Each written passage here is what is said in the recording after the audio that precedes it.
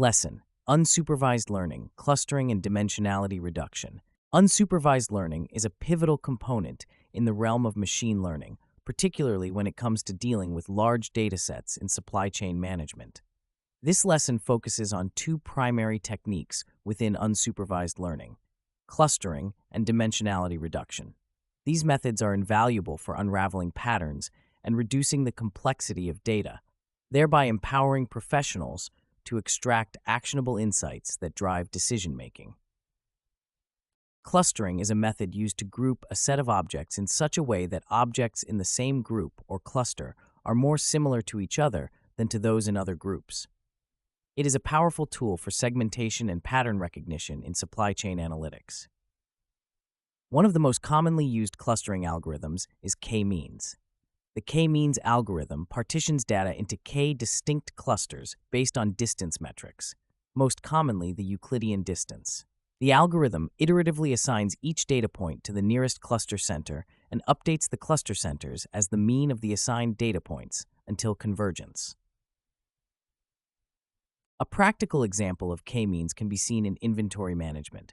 For instance, a retailer can use k-means clustering to segment products based on sales volume, allowing for more tailored inventory management strategies.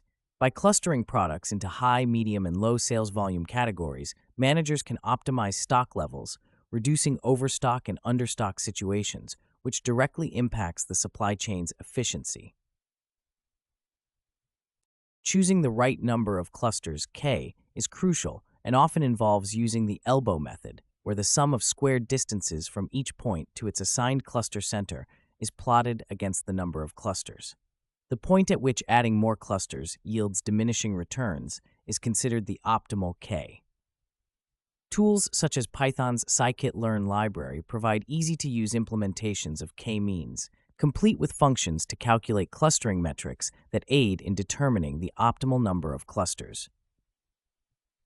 Dimensionality reduction, on the other hand, is a technique used to reduce the number of random variables under consideration by obtaining a set of principal variables.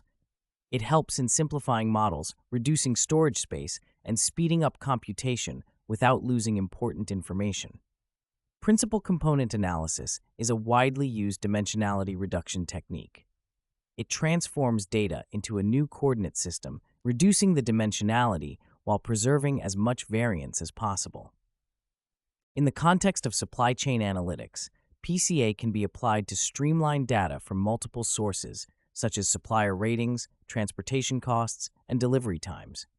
By reducing the dimensionality of this data into principal components, analysts can focus on the most significant variables, thereby simplifying complex datasets into more manageable forms for reporting and visualization. This simplification can lead to more efficient and informed decision-making processes, such as identifying key factors affecting delivery delays. A case study from the automotive industry illustrates the power of PCA. A company dealing with a vast array of parts and suppliers used PCA to condense supplier performance metrics into key components, enabling them to identify and prioritize issues with specific suppliers. This approach led to a 15% reduction in supply chain disruptions over 1 year. In addition to PCA, other dimensionality reduction techniques such as T-distributed stochastic neighbor embedding and linear discriminant analysis are also valuable. TSNE is particularly effective for visualizing high-dimensional data in 2 or 3 dimensions, making it easier to spot patterns or anomalies. LDA, while primarily used for classification, also provides dimensionality reduction by maximizing the separability among known categories. When implementing these techniques, it's crucial to use robust software tools and frameworks that facilitate their application.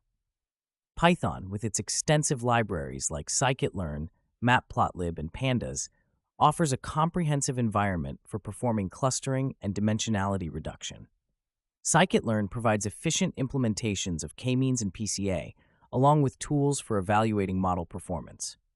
Matplotlib aids in visualizing the results, such as plotting the clusters or principal components, which is essential for interpreting and communicating findings.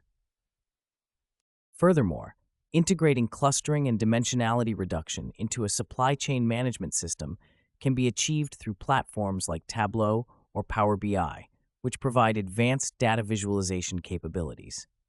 These tools allow supply chain professionals to create interactive dashboards that display clustering results and reduced dimensions, offering clear insights into complex datasets and facilitating data-driven decisions. In conclusion, clustering and dimensionality reduction are indispensable techniques in the toolkit of a supply chain analyst. By implementing these methods, professionals can uncover hidden patterns, streamline data, and enhance decision-making processes. The practical application of these techniques, supported by robust tools and frameworks, not only improves operational efficiency, but also provides a competitive edge in the fast-paced world of supply chain management. Embracing these strategies will enable supply chain professionals to harness the power of unsupervised learning, transforming raw data into strategic insights.